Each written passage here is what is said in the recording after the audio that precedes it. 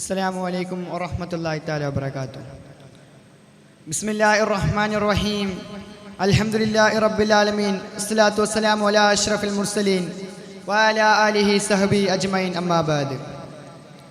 ഏറ്റവും സ്നേഹവും ബഹുമാനവും ആദരവും നിറഞ്ഞ ഉസ്താദ് അവരുകളെ, പ്രിയപ്പെട്ട മാതാപിതാക്കളെ, നാട്ടുകാരെ, മുത്തല്ലിം സുഹൃത്തുക്കളെ,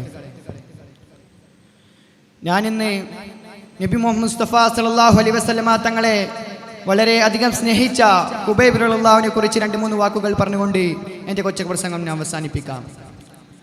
തിരുനബി സല്ലല്ലാഹു അലൈഹി വസല്ലമ തങ്ങളുടെ തീരുമാനപ്രകാരം മക്കയിലേക്ക് രഹസ്യമായ അന്വേഷണത്തിന് അയച്ച ഖുബൈബ് റളിയല്ലാഹുവിനെയും കൂടെ പോയിരുന്ന ജനങ്ങളെയും മക്കയിൽ വെച്ച് ഖുറൈശികളുടെ ഇടയിൽ പിടിക്കപ്പെടുകയും ഖുറൈശികളുമായുള്ള ഏറ്റുമുട്ടലിൽ ഖുബൈബ് റളിയല്ലാഹുവിന്റെ കൂടെ പോയിരുന്ന ജനങ്ങൾ അഥവാ ആ സംഘം അവിടെ വെച്ച് മരണപ്പെടുകയും ആ രംഗത്ത് വെച്ച് ഖുബൈബ് റളിയല്ലാഹു ഒറ്റപ്പെടുകയും അങ്ങനെ അദ്ദേഹത്തിനെ കൊല്ലാതെ വധിക്കാതെ മക്കയിൽ വെച്ച് ഒരു അടിമയായി വിൽക്കുകയായിരുന്നു.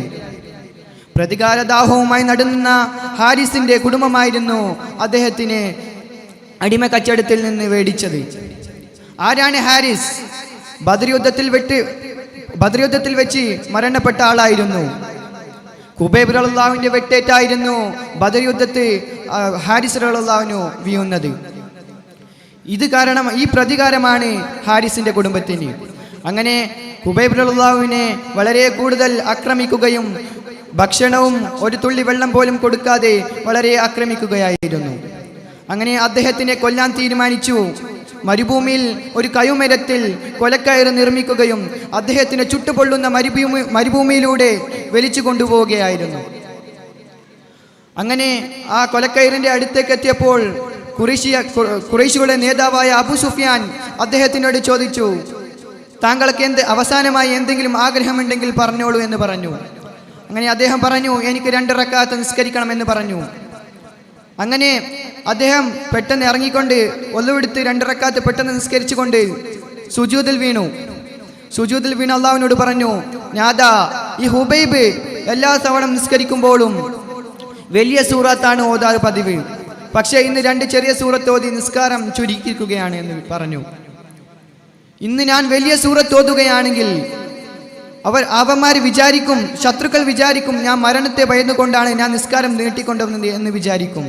അതുകൊണ്ടാണ് ഞാൻ ഇന്ന് നിസ്കാരം ചുരുക്കിയത് എന്ന് പറഞ്ഞുകൊണ്ട് ആ സുജൂദ് നണിച്ചുകൊണ്ട് നമീമത്തിന്റെ കവിതകൾ ചൊല്ലിക്കൊണ്ട് ആ കയുമരത്തിന്റെ അടുത്തേക്ക് പോയി കൊലക്കയർ കയ്യിലെടുത്തുകൊണ്ട് അങ്ങനെ ശത്രുക്കൾ വന്ന് ഖുബൈബ് റളിയല്ലാഹുവിന്റെ കൈയും കാലും കെട്ടിയിട്ടു.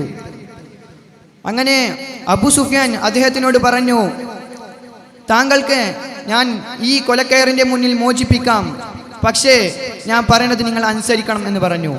നിങ്ങൾ ഇസ്ലാമിൽ നിന്ന് ഒഴിവാവണം, ദീനിൽ നിന്ന് പുറത്തു വരണം, അല്ലെങ്കിൽ തങ്ങളുടെ നേതാവായ മുഹമ്മദ് മുസ്തഫ സല്ലല്ലാഹു അലൈഹി വസല്ലമ തങ്ങളെ ഈ കൊലക്കയറിന്റെ മുന്നിലാണെങ്കിൽ ഞാൻ സന്തോഷിച്ചേനെ എന്ന് നിങ്ങൾ പറഞ്ഞാൽ നിങ്ങളെ ഈ കൊലക്കയറിന്റെ മുന്നിൽ നിന്ന് ഞാൻ നിങ്ങളെ മോചിപ്പിക്കാം എന്ന് പറഞ്ഞു.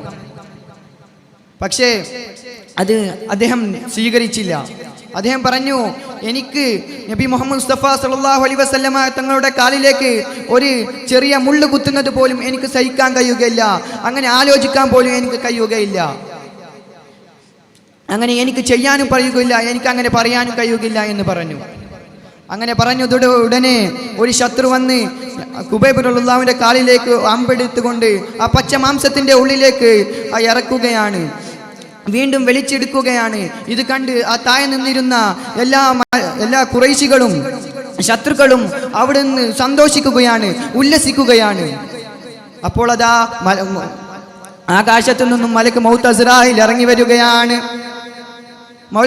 മൗത്തുൽ അസ്റായിൽ ഇറങ്ങി വന്നുകൊണ്ട് ഖുബൈബ് റളിയല്ലാഹുവിനോട് പറയുകയാണ്, ഹുബൈബേ നീ കറിയല്ലടാ ഹുബൈബേ, നീ സങ്കടപ്പെടേണ്ടടാ ഹുബൈബേ. ഈ ചിരിക്കുന്നവന്റെ മുഖത്ത് നോക്കി നീ പറയടാ, ഈ ചിരിക്കുന്നവന്റെ മുഖത്ത് നോക്കി നീ സന്തോഷിച്ച് ചിരിച്ചുകൊണ്ട് പറയടാ, ലാ ഇലാഹ ഇല്ലല്ലാഹ്. ആരാ പറയുന്നത്? റൂഹ് പിടിക്കാൻ വന്ന മലക്കുൽ മൗത്ത് അസ്റായിലാണ് പറയുന്നത്. ഇവന്റെ മുഖത്ത് നോക്കി നീ ലാ ഇലാഹ ഇല്ലല്ലാഹ് എന്ന് ഷഹാദത്ത് കലിമ ചൊല്ലാൻ പറഞ്ഞു. തക്ഷണം ഖുബൈബ് റളിയല്ലാഹു പറഞ്ഞു, ലാ ഇലാഹ ഇല്ലല്ലാഹ് എന്ന് പറഞ്ഞ ഉടനെ അത്ര നേരം ചിരിച്ചിട്ടുണ്ടായിരുന്ന ഖുറൈശികൾ പേടിക്കാൻ തുടങ്ങി, കണ്ണുനിൽ വെള്ളം നിറയാൻ തുടങ്ങി, നെഞ്ചിടിപ്പ് കൂടാൻ തുടങ്ങി.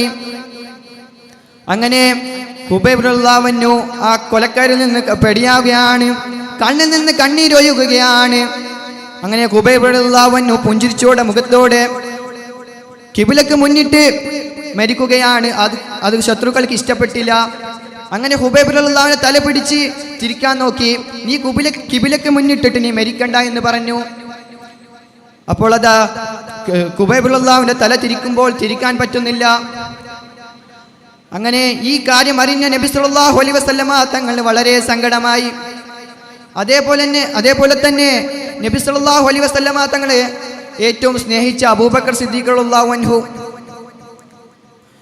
എല്ലാവരും കൈവഴിഞ്ഞപ്പോൾ നബി സല്ലല്ലാഹു അലൈഹി വസല്ലമ തങ്ങളെ നെഞ്ചോട് ചേർത്ത് പിടിച്ച അബൂബക്കർ സിദ്ദീഖ് റളിയല്ലാഹു അൻഹു ഒരിക്കൽ നബി സല്ലല്ലാഹു അലൈഹി വസല്ലമ തങ്ങളും അബൂബക്കർ സിദ്ദീഖ് റളിയല്ലാഹു അൻഹുവും മദീന പള്ളി കെട്ടുവാൻ വേണ്ടി ഒരു സ്ഥലം തേടി പോവുകയാണ്. അങ്ങോട്ട് എത്തിയപ്പോൾ ഒരു 7 സെന്റുള്ള സ്ഥലം കണ്ടു. ആ സ്ഥലത്തേക്ക് എത്തിയപ്പോൾ ആ സ്ഥലം മേടിക്കാനുള്ള പൈസ ഉണ്ടായിരുന്നില്ല, ആ സ്ഥലം മേടിക്കാനുള്ള ധനമുണ്ടായിരുന്നില്ല. അങ്ങനെ നബി സല്ലല്ലാഹു അലൈഹി വസല്ലം മടങ്ങിപ്പോയി. പിറ്റേ ദിവസം സുബഹി നിസ്കാരത്തിന് ശേഷം അബൂബക്കർ സിദ്ദീഖ് റളിയല്ലാഹു അൻഹു തൻ്റെ 13 വാടകകൾ വിൽക്കുകയാണ്. ആ വിറ്റ പൈസ കൊണ്ട് ഓടിപ്പോയി. അങ്ങനെ ആ 7 സെന്റ് സ്ഥലം മേടിച്ചുകൊണ്ട് ഈ സന്തോഷ വാർത്ത നബി സല്ലല്ലാഹു അലൈഹി വസല്ലമ തങ്ങളോട് പറയാൻ വരികയാണ്. അങ്ങനെ ഈ സന്തോഷ വാർത്ത പറഞ്ഞ നബി സല്ലല്ലാഹു അലൈഹി വസല്ലമക്ക് വളരെ സങ്കടമായി.